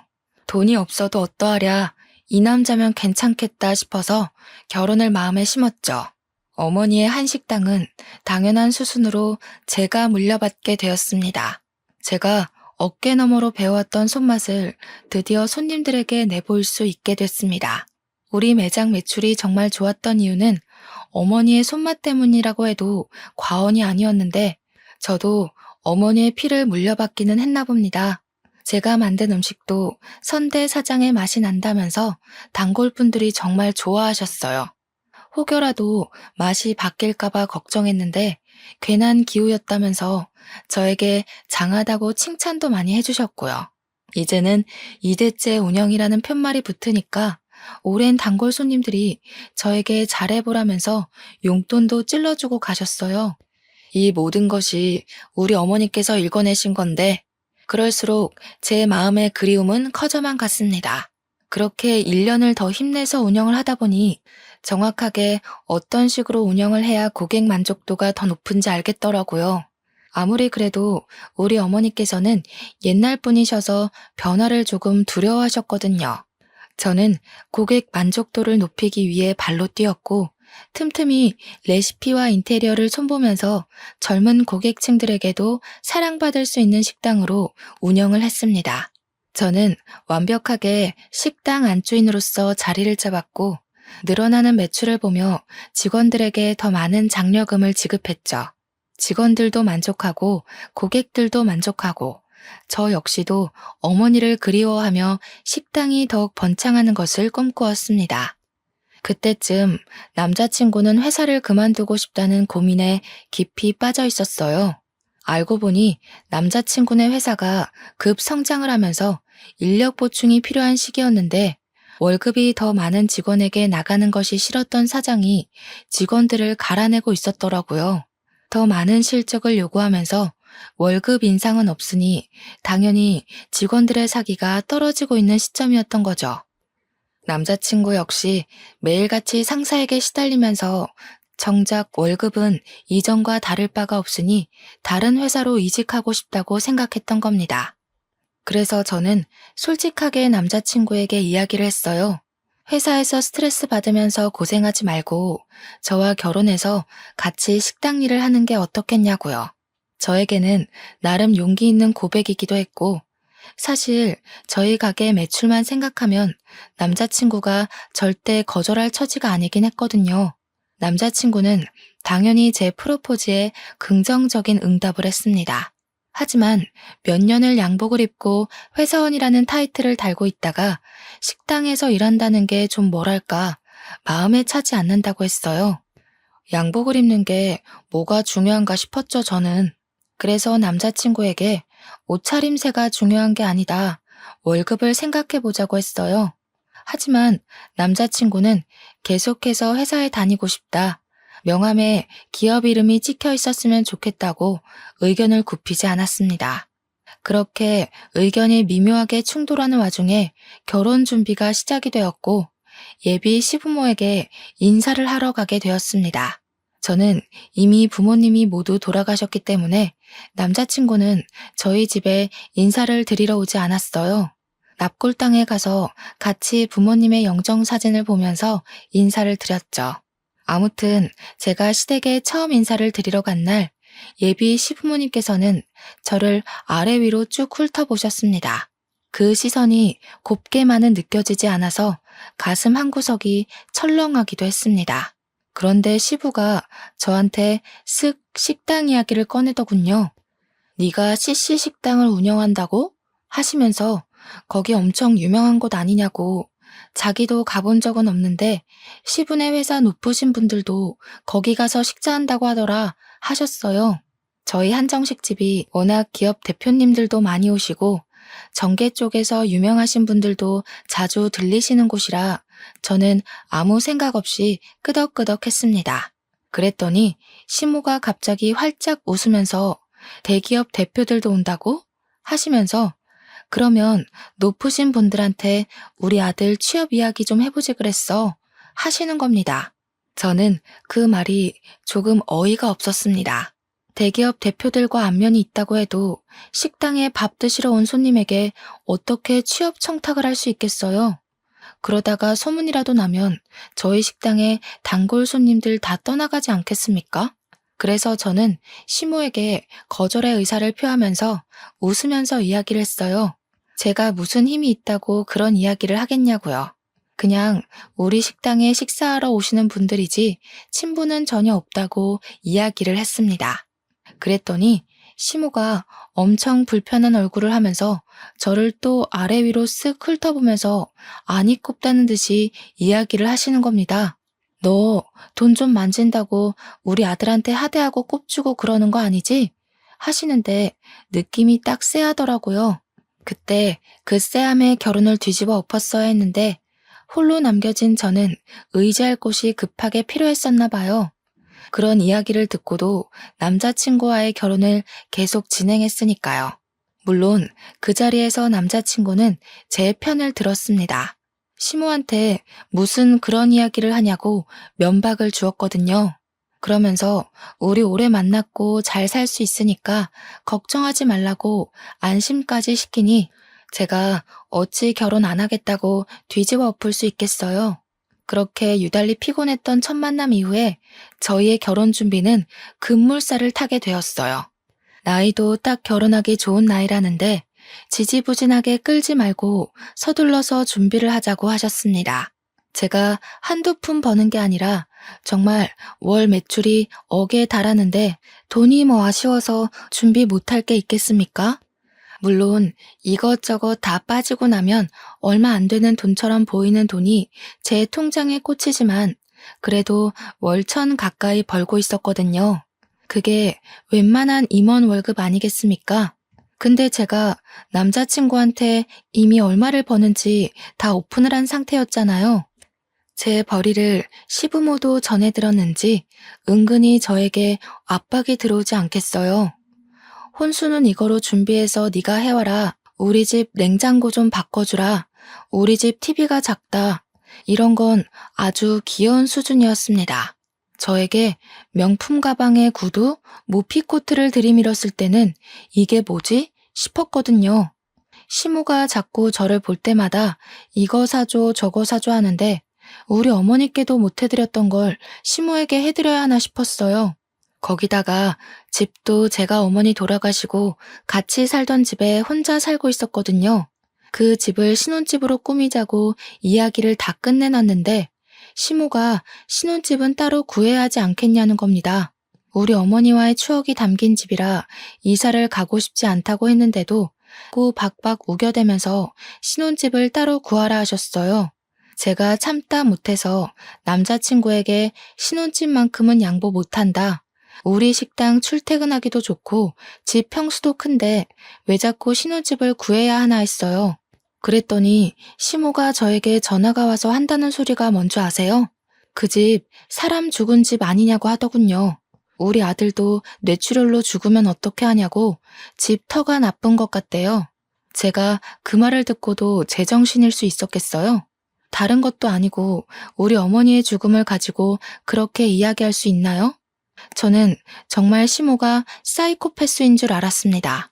뇌출혈로 사람 죽어난 집에 살면 우리 아들 죽을까봐 겁나서 그 집에 살지 않았으면 좋겠다는 게 정말 다시 생각해도 너무 열받고 화딱지가 나네요. 그래서 제가 어떻게 할게요? 바로 헤어지자고 했습니다. 그런 말을 하는 가족은 내 가족으로 받아들일 수 없다. 어떻게 사돈의 죽음을 가지고 그딴 소리를 할 수 있냐고 막 쏘아붙였습니다.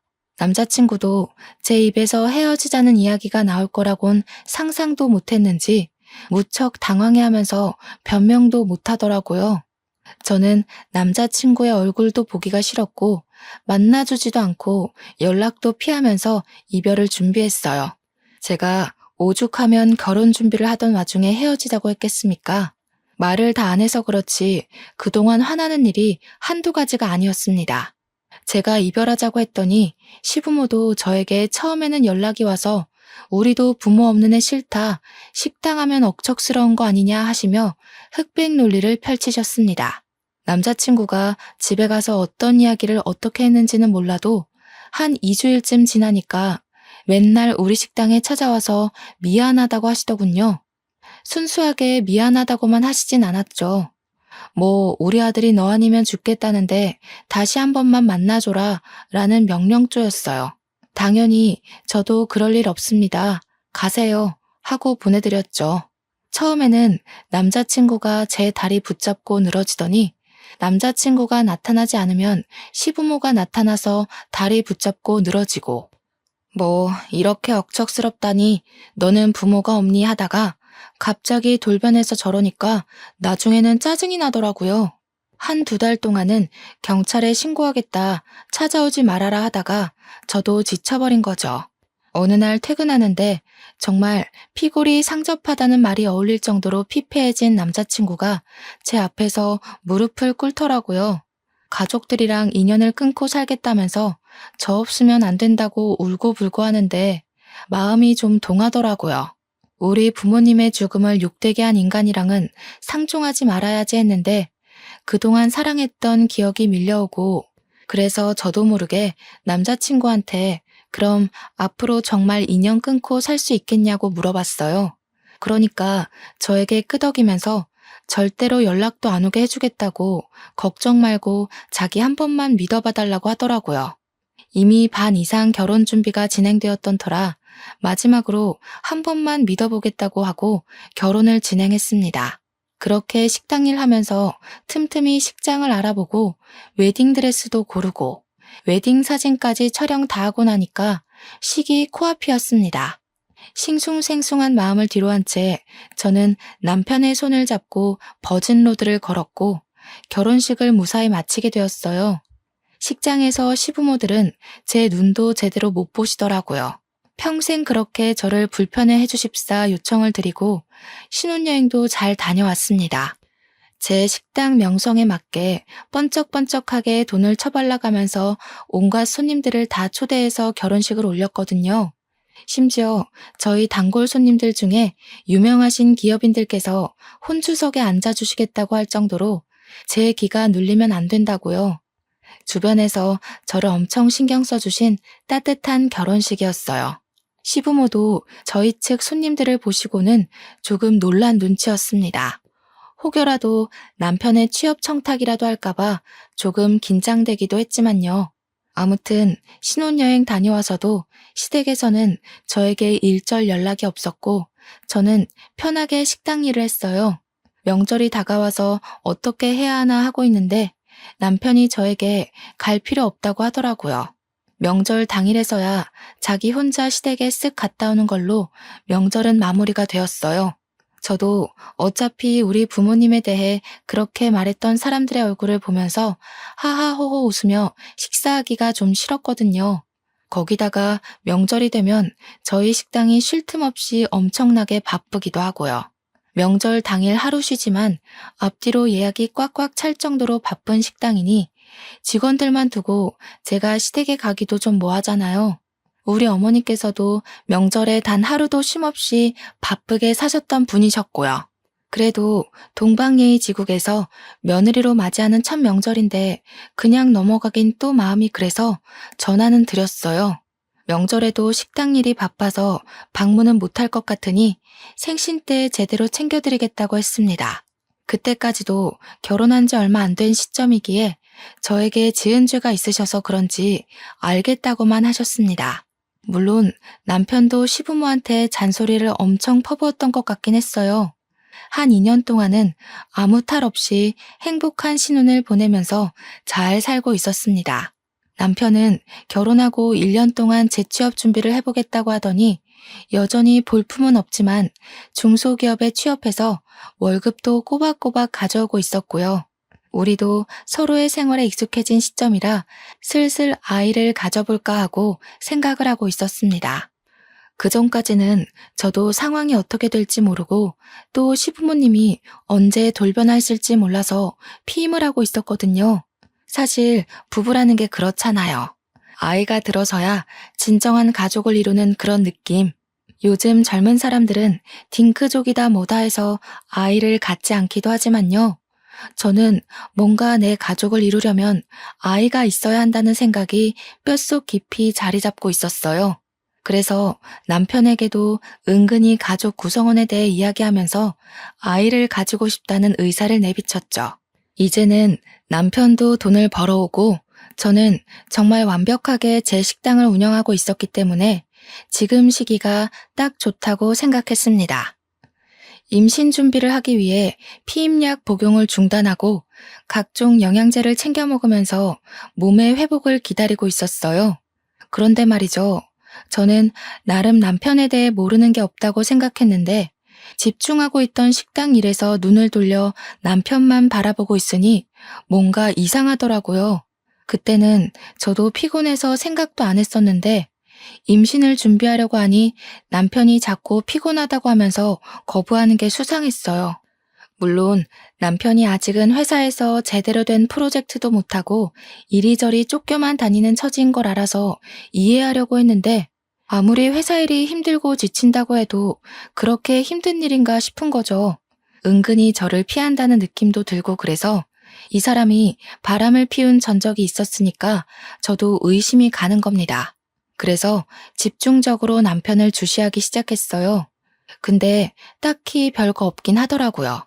회사 퇴근해서 한 달에 한두 번씩 회식 있을 때 빼고는 늦게 끝나는 저를 식당 앞까지 매일 데리러 오고 제가 좀 예민한 건가 하는 타이밍에 남편이 회식이 있다고 차를 두고 간다고 하더라고요. 그래서 제가 남편 차를 끌고 식당에 오면서 블랙박스를 뒤져보았습니다. 근데 거기서도 별거가 없는 거예요. 그냥 날짜별로 시간대별로 정리가 된 블랙박스들만 있었어요. 기록을 뒤져봐도 여자 같은 건 보이지 않았고요. 듬성듬성 비는 시간이야 차량 시동 꺼두면 꺼지니까 출퇴근 시간은 다 잘 찍혀 있었고요. 저는 순간 저에게 의부증 같은 게 생긴 건 아닌가 진심으로 고민도 했었습니다. 그러던 어느 날 주말 남편이 뜬금없이 대학 동창들을 만나러 간다고 하는 겁니다. 누구를 만나냐고 물어보니 남편이 과 동기들 이름을 대는데 저는 잘 모르는 친구들이었어요. 제가 은근히 웃으면서 너 동창들 만나러 간다고 해놓고 다른 데 가는 거 아니지? 하니까 허둥지둥대면서 아니라고 하더라고요. 우리 단짝 친구 이름을 대면서 걔도 온다고 하길래 아 그래? 하고 말았습니다. 술에 완전히 취해 들어왔길래 다음날 아침에 해장국 끓여주고 친구도 숙취에 좀 시달리겠다 싶어서 전화를 걸어 오랜만에 안부를 물었어요. 어제 술 많이 마셨냐고 하니까 술 안 마셨다고 하더라고요. 그래서 동창들 만났는데 술을 안 마셨어? 하니까 자기는 집에 있었대요. 그래서 남편에게 바로 말을 했죠. 걔는 어제 집에 있었다던데? 하니까 뭐 오겠다더니 안 온다고 말 바꾸더라 하면서 어물쩍 넘어가더라고요. 그래서 딱 말했어요. 어제 동창 모임 없었지? 너 혹시 바람 피우니? 이렇게요. 죽어도 아니라고 이야기하는데 저도 증거가 없어서 일단은 남편의 행적을 지켜보기로 마음먹었습니다. 행동 하나하나를 지켜보는데 평소랑 크게 다를 바가 없긴 했어요. 그래도 쉽게 의심을 버리지는 않았습니다. 저희가 원래 서로 휴대폰에 비밀번호를 걸어두고 신경을 쓰지 않고 지냈거든요. 그런데 바람의 기본은 휴대폰 아니겠어요? 남편이 씻으러 간 사이에 비밀번호를 대충 유추해서 이것저것 눌러봤는데 하나도 맞질 않더라고요. 휴대폰만 뒤지면 뭔가 나올 것 같은 기분에 저는 남편이 잘 때까지 기다렸다가 지문 인식을 통해서 비밀번호를 풀었습니다. 순간 고민도 많이 되긴 했어요. 판도라의 상자를 열어버린 느낌이 들더라고요. 이 사람이 정말 바람을 피운 거면 난 어떻게 해야 할까 하는 생각에 볼까 말까 고민이 되었습니다. 하지만 남편이 바람을 피운다고 하면 저도 같이 살 이유가 없는 거나 마찬가지 아니겠어요? 이혼까지도 생각을 하고 결단을 내렸고 저는 그 판도라의 상자를 열어 천천히 살펴보기 시작했습니다. 남편의 문자를 막 뒤지고 있는데 어느 대학병원에서 온 문자가 엄청 많은 게 아니겠어요? 카드 내역을 살펴보는데도 병원 내에 있는 카페에서 찍힌 영수증 문자가 많이 있었어요. 커피 사 먹은 거, 샌드위치 사 먹은 거. 저는 순간 남편 회사가 병원에 뭐 납품하는 회사였나 싶어서 곰곰이 생각을 해봤죠. 근데 아무리 생각해도 병원이랑은 연관이 없는 거예요. 순간 머릿속에 스치는 생각이 하나 있었습니다. 바로 시부모님이었어요. 혹시 시부모가 어디 아파서 병원에 입원은 한 게 아닌지 싶었던 거죠. 저와 정말 연락을 하나도 하지 않고 살고 있었기 때문에 저에게 입원한 걸 비밀로 하신 건가 싶었습니다. 달력을 확인해보니 곧 시모의 생일이 다가오고 있기도 해서 저는 다음날 눈을 뜨자마자 시모에게 전화를 걸었어요. 다음 주에 생일이신데 어떻게 하실 거냐고, 뭐 드시고 싶은 거 있냐고 살갑게 물어보니 뭐 할 거 없다고 하시더군요. 왜요? 하니까 자기 좀 쉬고 싶다고 이번에는 그냥 넘어가자 하시고는 전화를 황급히 끊으셨습니다. 결혼 3년 만에 처음으로 있는 일이었어요. 매번 생일 때마다 저에게서 뭐 하나 더 뜯어먹으려고 준비하시던 분들이셨거든요. 그래서 혹시 어디 아프시냐고 물어보니까 나이 들면 다 그런 거지 하면서 그냥 이렇게 넘어가시더라고요. 어디가 아프면 저한테 솔직하게 이야기해주면 좋으련만. 그래서 남편이 병원 갔다 온 흔적을 봤다고 했어요. 솔직하게 말해달라고 하니까 갑자기 정색을 하시면서 넌 알 거 없다 하고 끊으시는 거예요. 너무 당황스럽잖아요. 수상하기도 하고요. 그래서 남편에게 이야기를 했습니다. 내가 모르고 있는 게 뭐냐고. 도대체 병원은 왜 간 거냐고 물어봤어요. 시모가 어디 아픈 건 아니냐. 생일 때는 왜 만나지 말자고 하냐. 이렇게 막 따져 물으니까 저한테 병원 간 건 어찌 알았냐고 화를 내는 겁니다. 얼굴이 정말 썩은 채로 어떻게 알았어? 하길래 문자 좀 훔쳐봤다 하니 그걸 왜 보냐고 성질을. 아니, 병원에 누가 있는데 숨기냐고 캐물으니까 말은 안 해주고 방으로 들어가서 문 닫고 자버리더라고요. 너무너무 수상해서 다음날부터 제가 매니저에게 가게를 잠시 맡기고 남편 회사 앞에서 몰래 잠복을 했어요. 택시를 하나 하루 통으로 빌려서 남편 뒤를 쫓았는데 남편이 회사에서 일찍 나와 병원으로 가는 게 아니겠습니까? 그래서 몰래 내려서 뒤를 티 안 나게 밟았습니다. 어느 병실 앞에서 남편이 피곤한 듯한 표정을 짓고 들어가려고 하는데 시모가 딱 병실 앞에 나와서 남편을 맞이하더라고요. 근데 시모가 병원복을 입고 있지 않았어요. 시부가 아픈 건가? 그럼 나를 왜 속인 거지? 싶어서 남편이 병실에 들어가는 걸 확인하고 저도 뒤따라서 그냥 병실에 들어갔습니다. 문을 딱 열고 들어가니까 남편이 웬 4~5살 되어 보이는 꼬마애를 무릎에 앉혀놓고 있고 시모는 웬 여자한테 물을 먹이고 있었어요.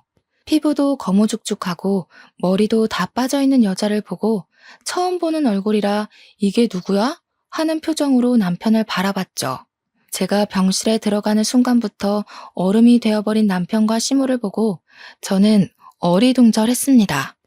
근데 그 아파서 다 죽어가는 여자도 저를 보고 완전 동공지진이 나더라고요. 이게 무슨 상황이지 하고 있는데 남편 무릎에 앉아있던 남자애가 남편에게 폭 안기더니 이런 말을 하더라고요. 아빠, 저 사람은 누구야? 아빠? 아빠? 저는 진짜 그대로 뒤로 넘어가는 줄 알았습니다. 내 남편에게 아빠라고 부르는 저 아이는 뭐고, 그럼 누워있는 저 여자는 뭐지? 하는 생각 때문에요.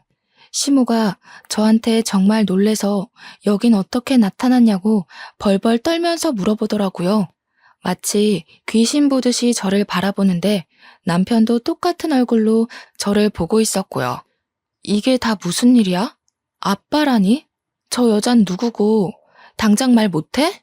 제가 소리를 꽥 지르니까 남편이 저를 끌고 나와서 이야기를 하자고 했어요. 그러는 순간 누워있던 여자는 기절하고 시모는 의사 부르라고 난리를 치고 남편은 저에게 그제야 이실직고를 하더라고요. 알고 보니 저랑 헤어져 있던 그 잠깐 사이에, 그러니까 결혼 준비하다가 엎어진 그 잠깐 사이요. 그때 술을 먹고 술김에 하룻밤을 같이 보낸 여자인데 그 여자가 단 하룻밤에 임신을 했다고 나타났다는 거였어요. 우리가 결혼 날짜를 다 잡아둔 상태에서 나타나 애를 지우라고 병원에 같이 가게 되었는데 그때 암을 발견했대요. 애를 낳고 항암 치료를 시작해서 괜찮아진 줄 알았는데 바로 재발하는 바람에 오늘 내일 한다면서 저는 이 이야기를 듣고도 꿈인가 생시인가 구별이 가지 않았습니다. 그런데 남편이 하는 말이 가관이더군요. 저 여자가 오늘 내일 하는데 보험금은 타야 하지 않겠어? 보험금 수익자를 내 이름으로 해두었거든. 아무래도 애가 있으니까. 그것만 해도 수억이야, 수억. 보험금 타면 사업할 계획도 다 짜놨단 말이야. 저는 남편이 사람 새끼로 보이지 않았습니다. 이거 미친 새끼 아니야? 당장 이혼해. 보험금 타면 좋은 거지. 무슨 이혼이야. 야, 그러면 애는 어쩔 건데. 나보고 지금 남의 새끼 데려다 키우라는 거야, 뭐야? 애는 고아원으로 보내면 돼. 저는 진짜 사이코패스 검사라도 받게 하고 싶었습니다. 한창 실랑이를 벌이고 있는데 시모가 나와서는 남편 말에 힘을 실어주는 게 아니겠어요. 바깥일 하다 보면 남자가 한 번쯤은 한눈도 팔고 그럴 수 있는 게다. 그런 걸로 일일이 따지고 들면 피곤해서 어찌 살겠니? 손주는 내가 키우든지 할 테니까 걱정 말고 애 키울 비용만 좀 도와다오. 저는 이 집안 인간들이 아주 다채롭게 미쳤구나 싶었습니다. 제가 대놓고 이혼할 거라고 합의 이혼 서류 보낼 테니 도장 찍어라. 도장 안 찍으면 소송하겠다고 했어요. 불륜의 증거로 애가 떡하니 있는데 장난칠 생각하지 말라고 하고 변호사부터 바로 선임했습니다. 근데 다음 날부터 남편이 집에 안 들어오더라고요. 막 나가는구나 하고 있는데 그 여자가 그때 기절한 이후 정신을 차리지 못했고 죽었다는 소식을 전해왔습니다. 그러면서 남편이 장례식장이라고 다 정리하고 보험금 타서 갈 테니 이혼은 못 해주겠대요. 애가 불쌍하지 않냐고 물어보니까 고아원도 다 알아봤고 정도 그렇게 안 가는 애라고 하는 겁니다. 저는 미친 새끼라고 읊조리며 전화를 끊어버렸습니다. 장례식이 모두 끝난 시점에 제가 이혼 서류를 들이밀었어요. 초췌해진 몰골이 하룻밤 사이에 생긴 인연이라고 하기엔 좀 깊어 보여서 마지막 남은 전까지 모두 털렸습니다. 근데 갑자기 저한테 시모도 남편도 잘못했다고 막 비는 게 아니겠어요. 이건 또 무슨 짓인가 싶어서 잠자코 있으니 시모가 헐레벌떡 자기 변명을 하더군요. 애가 무슨 죄가 있겠니?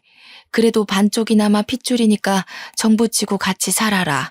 응? 이게 다 무슨 개소린가 싶어서 알아보니까 아이의 친모가 남편이 자기 죽으면 애를 버릴까봐 보험금 수령인을 죽기 전에 바꿔둔 것이었어요. 남편이 아닌 아이의 이름으로요. 남편한테는 계속 너한테 줄 테니 아이를 부탁한다고 거짓말을 했던 거죠. 보험금도 못 받게 생겼는데 이혼까지 당할 판이니 발등에 불이 떨어져서 잘못했다고 비는 거였습니다. 야, 이 등신아. 아주 고소하다 고소해. 어디 애를 가지고 장사를 하려고 들어? 다 녹취해놨으니까 넌 1,000벌이나 받아. 그러고 저는 이혼 소송을 걸었습니다. 이 사건의 숨겨진 이야기가 모두 풀렸으면 세상에 이런 일이 같은데 소개될 법도 했는데 말이죠. 결국 남편은 완전 빈털터리로 이혼 소송에서 패소해 저희 집에서 쫓겨나게 되었고 시부모가 애를 키우고 있다고 들었습니다. 아기가 아직 너무 어려서 혹시라도 구박이라도 받고 돈도 다 빼앗길까봐 불륜의 증거지만 조금 마음에 걸리더군요. 애는 죄가 없잖아요. 이왕이면 전 남편이 더 지옥으로 갔으면 좋겠다 싶기도 했고 우리 식당에 재무관리를 해주는 자산관리사에게 슬쩍 이야기를 했더니 법적으로 묶을 수 있다고 이야기를 해주었습니다. 그래서 웃돈을 더 얹어주고 처리를 부탁드렸어요. 은행이랑 계좌를 성인이 될 때까지 사용하지 못하게 묶을 수 있다고 하던데 너무 어려워서 잘 못 알아듣겠더라고요. 나중에 남편이 그 돈 뺏으려고 시도했다가 실패했는지 저한테 연락 와서는 무슨 짓을 한 거냐고 따지더군요. 저는 얄밉게 전 남편에게 고아원에 애를 버린다더니 보험금이 탐나서 그것도 못하지? 하면서 약 올리고 차단을 해버렸어요. 저희 가게에 몇 번이고 찾아왔었지만 저는 이 일 이후에 식당의 보안업체 시설을 더욱 강화시켰기에 저를 만나지는 못하고 돌아갔죠. 저는 몇 년이 지난 지금 여전히 잘 나가는 식당 주인으로 잘 살고 있습니다. 전 남편은 글쎄요. 뭐 혼자 알아서 살고 있겠죠. 더 궁금하지도 않고 평생 자신이 벌인 일을 속죄하면서 나락에서 살길 바랄 뿐입니다. 제 이야기를 들어주셔서 고맙습니다.